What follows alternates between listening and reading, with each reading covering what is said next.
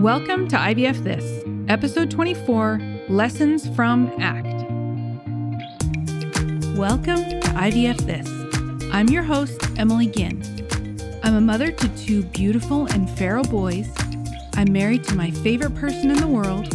I'm a social worker, a life coach, and an IVF warrior.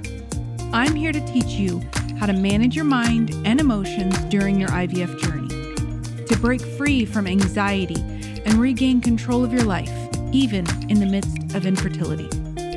I'm going to teach you to say IVF this to how we think about, talk about, and experience infertility. Let's go. Hello, my friends, and welcome to the podcast. So excited you're here and listening.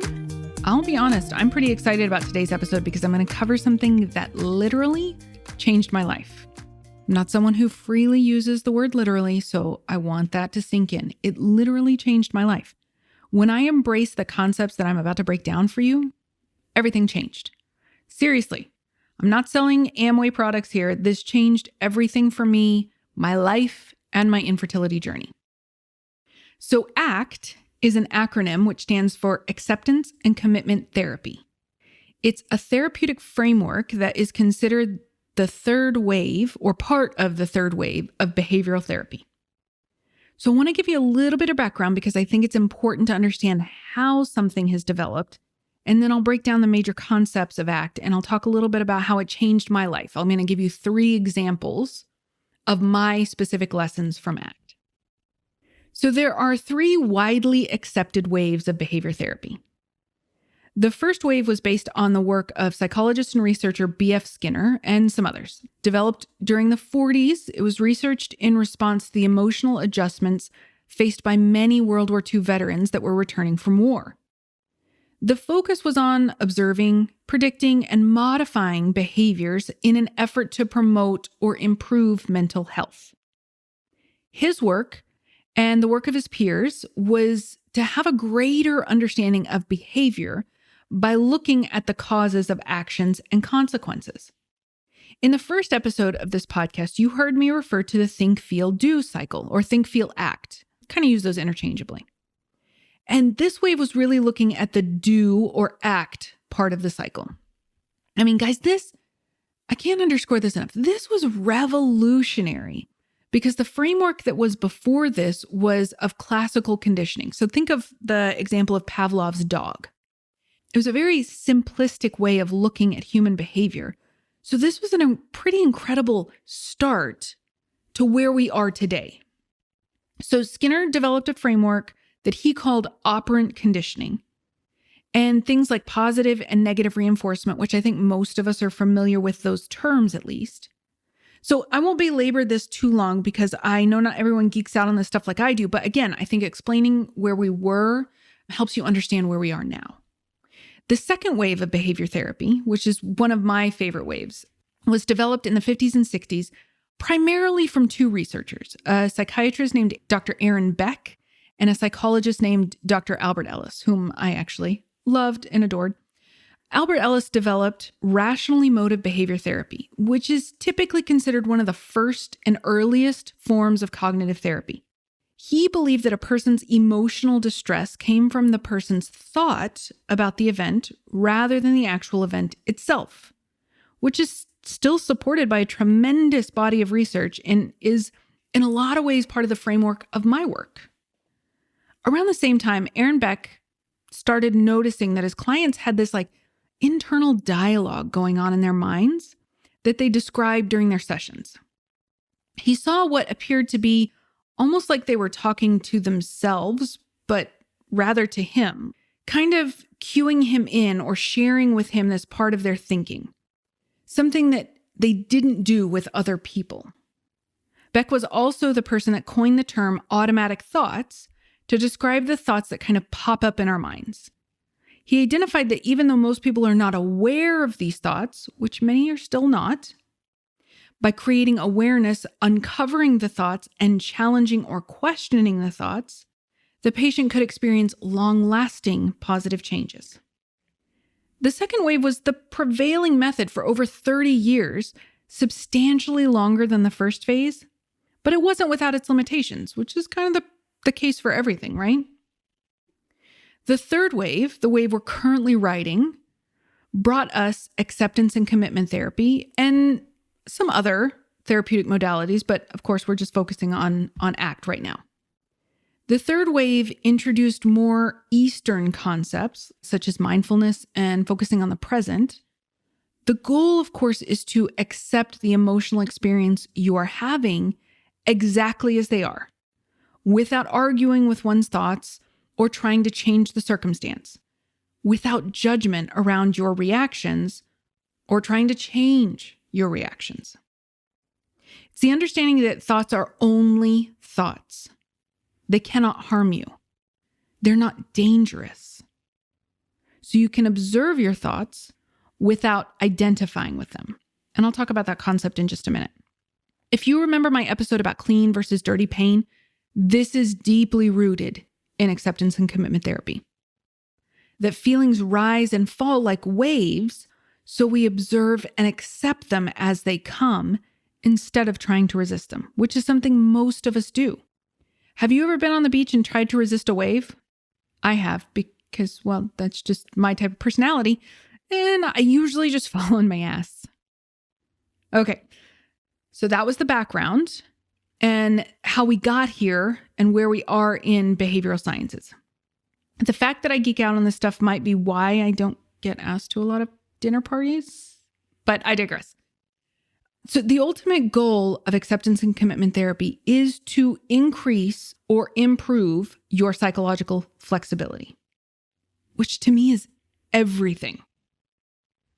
We're talking about not being afraid of your feelings, not being afraid of your thoughts, not resisting discomfort, not being at the mercy of the dickhead that said something idiotic or at the whim of whatever is happening around us, but rather choosing intentionally how we want to think and feel in any situation.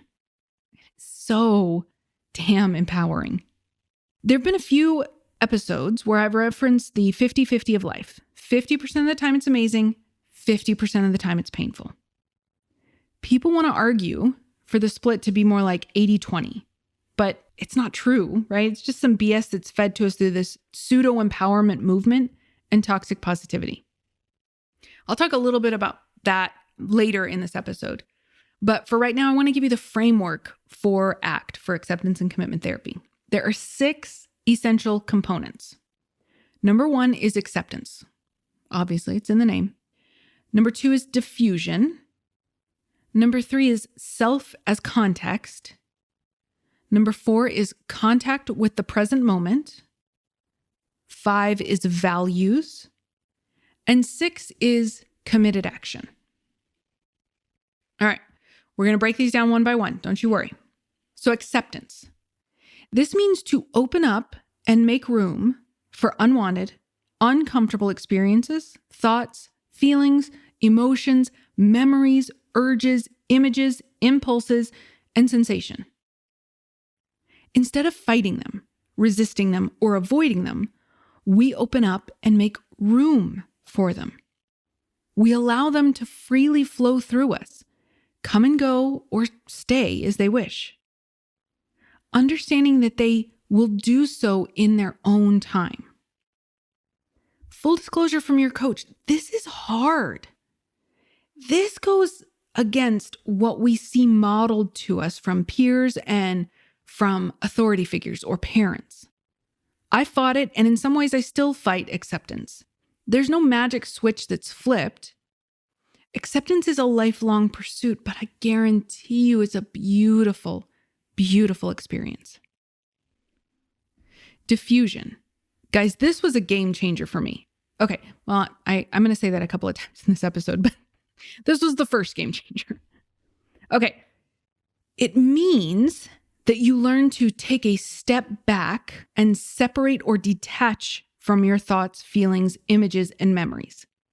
The technical term that they use is cognitive diffusion, but it's generally just referred to as diffusion. The goal is to step back and watch our thinking instead of getting tangled up in it.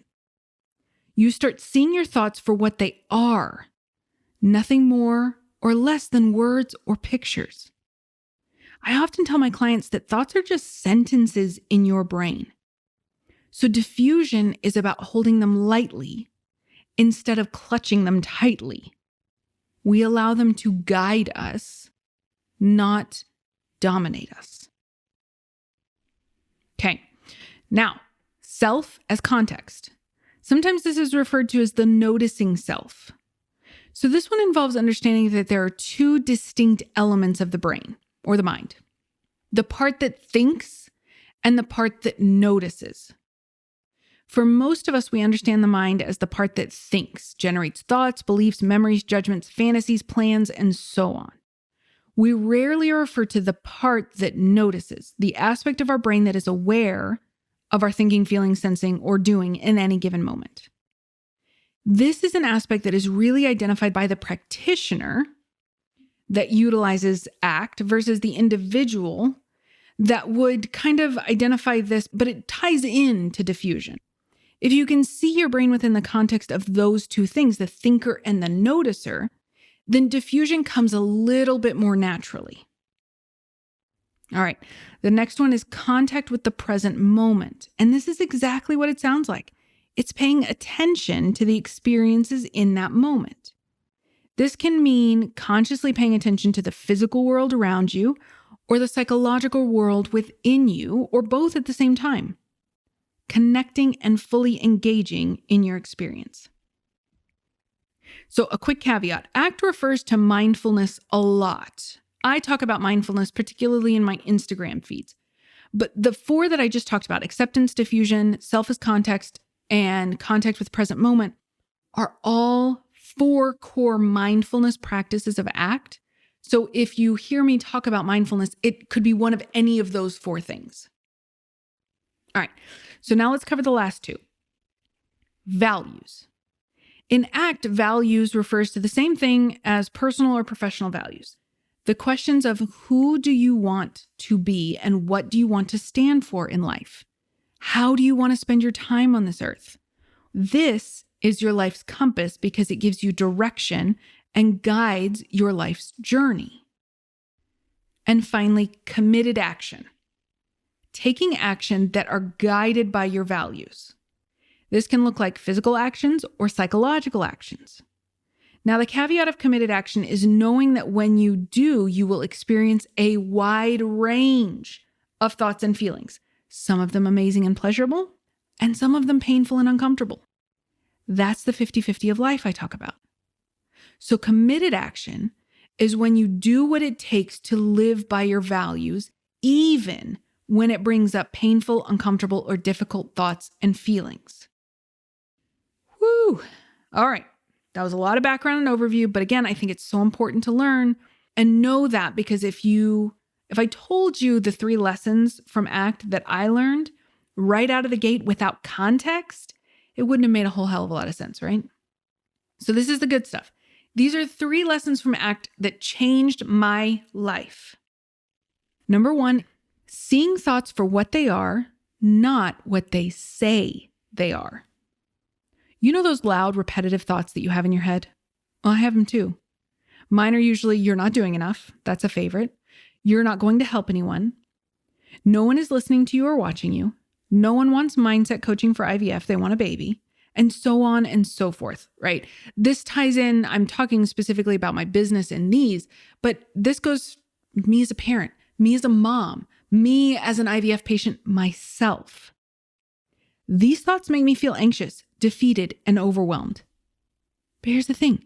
These thoughts, and whatever the thoughts that you have, are really convincing. They sound super loud in our heads. And so they seem legitimate.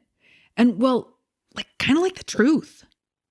They try to convince us that they're really important and that we need to pay attention to them, right? They're not true though. They're just opinions. The opinions of my brain because I'm doing something that's uncomfortable or unfamiliar. Your brain only wants 3 things. We call it the motivational triad. Seek pleasure, avoid pain, and try not to expend too much energy. When you're doing something that strikes at one or more of these three things, your brain freaks out because your brain can't tell the difference between physical danger, like a tiger stalking you and about to kill you, and the discomfort of trying something new or an upcoming conversation with a boss, friend, or partner. So if your brain can't tell the difference, of course, it's going to throw you some BS stuff to keep you from doing the thing so that it doesn't have to feel pain. So it can continue to seek pleasure, like food, shopping, social media, alcohol. And if you're doing the same thing all the time, well, that's really efficient for your brain. And so by doing something new or unfamiliar, the brain knows it's going to have to expend a lot of energy, so it doesn't want to do it. Think about like when you decide if you're going to wake up early to go exercise. The moment your alarm clock goes off, your brain is going to throw you all kinds of excuses, right? It's cold outside. It's warm in the bed. It's so comfortable. I should just check my phone for a second. Who has ever checked their phone for a second, right? That is just your brain's way of avoiding the effort that getting up and exercising will take. When I learned about this, when I realized that my thoughts were not the absolute truth, that they were like subterfuge from my brain trying to keep me in the cave, it was like a new day. I realized, number one, I could actually stop and ask myself, is that true? When my brain would say something like, you're not doing enough. Or ask it, okay, what is enough? Like, what is that measure? And when my brain couldn't come up with jack, or it came up with the things that I was already doing, I knew that I was onto it. And two, I could hear my thoughts and let them pass me by without grabbing onto them and treating them like they were something special. Lesson number 2, allowing myself to feel whatever I'm feeling in the moment that I'm feeling it. I think I've talked about this before, but I'm really good at suppressing my emotions. I don't like to appear vulnerable, and I don't like to be vulnerable. I'm like really good at it. And I think that's true for the majority of people. In the Feel Better Now episode, I talked about how there are usually 3 ways people experience emotions: resisting, reacting, or avoiding. And I'm several years into my own journey, and I still do this. So it's all about a work in progress. There's no perfection. There is no destination. I, like most people, was in the habit of believing that I should feel good all, or at least the vast majority of the time.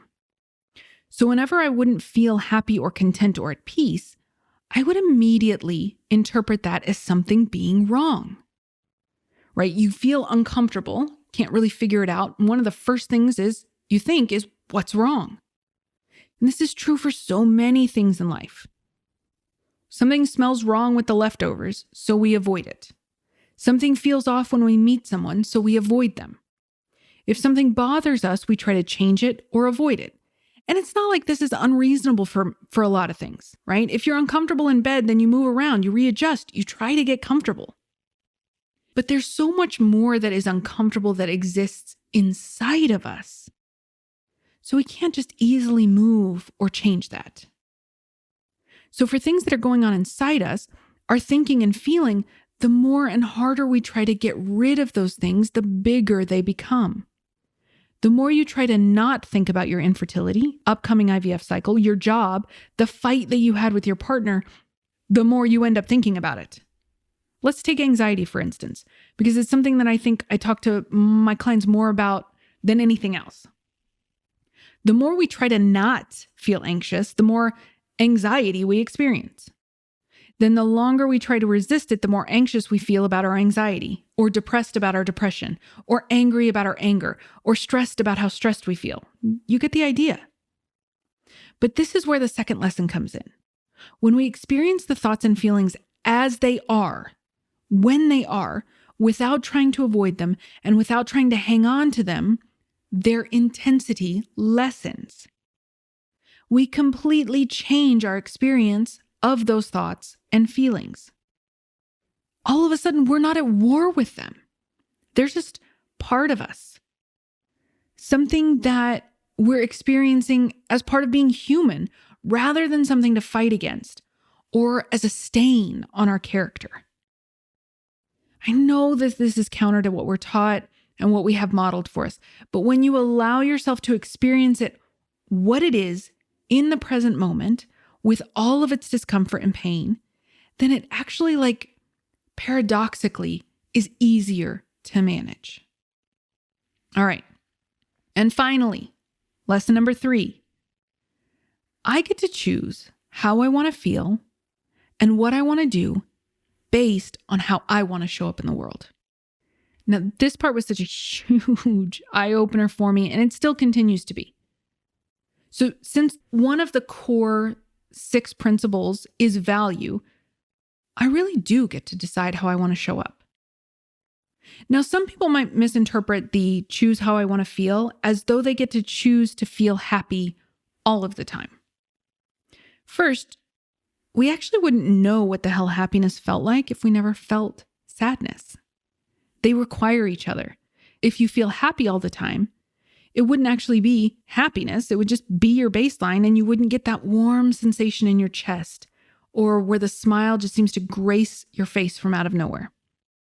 That's happiness. We have to have darkness to appreciate the light and sadness to appreciate happiness. But also, the 50-50 of life still stands true. 50% of the time you're going to feel good, and 50% of the time you're going to feel bad. When people tell me they want to feel happy all the time, I think it sounds nice, right? It sounds like a nice thing to want, but that means that you would have to feel happy about death, rape, social injustice, miscarriage, and yes, infertility.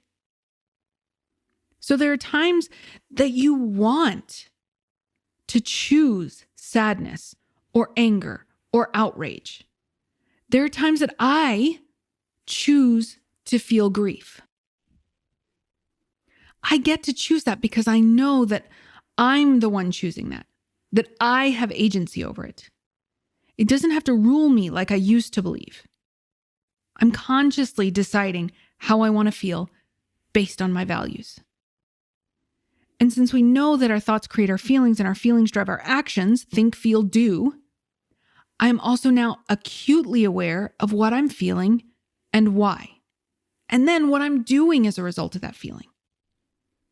I used to, and full disclosure, still sometimes do, find myself in the pantry eating anything that isn't nailed down. If it's a carb, it's either already in my mouth or it's on its way there. I wouldn't know why I was doing it, or at the time I would be thinking, just screw this. Whatever this was, I'm just going to eat. Or I would sit and scroll Instagram or TikTok for hours when I still had stuff to do and try to justify it to myself or just try to ignore the voice in my head or the list of responsibilities that I had.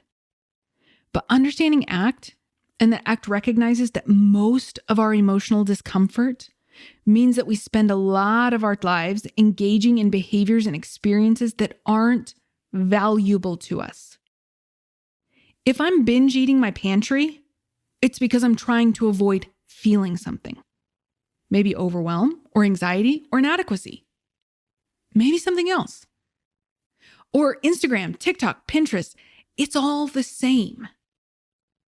I'm feeling uncomfortable. I don't want to feel uncomfortable. So I'm trying to numb myself for hours or days instead of just sitting down and feeling my feelings and then acting from that place instead of reacting to my feelings. It's so interesting. When I sit down and allow myself to feel something, like process the emotion, it usually takes about 5 minutes, 10 tops. I start to feel the tightness of it ease, almost like it's loosening. It's an incredible feeling of peace. Now, I know that it probably will come back, that discomfort, or I will experience another uncomfortable emotion at some other time in the near future because that's just life for a human being. But by taking 5 to 10 minutes to sit with that feeling, I do get some peace. I do get that feeling of that tightness the emotion had over me loosening. So I remind myself when I'm trying to numb with food or social media or Netflix or something, I am literally turning away from peace. I am fighting feeling calm and peaceful on the other side of that discomfort. And that's who I want to be. Someone who leans into it for the other side. So I want to be for me, my husband, my kids, and for you all. I want to show you that it's possible and kind of expected to feel like crap, but that we can handle any emotion that comes to us. You can too. I can show you how.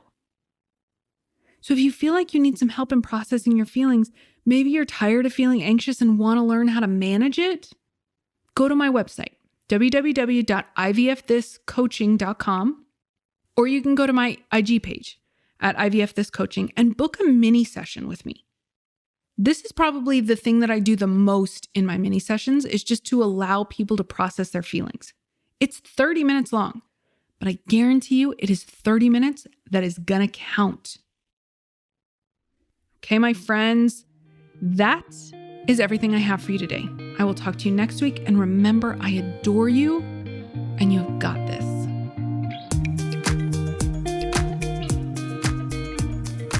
Thank you for listening to this week's episode of IVF This. If you like what you've heard, click subscribe and follow to make sure you don't miss an episode.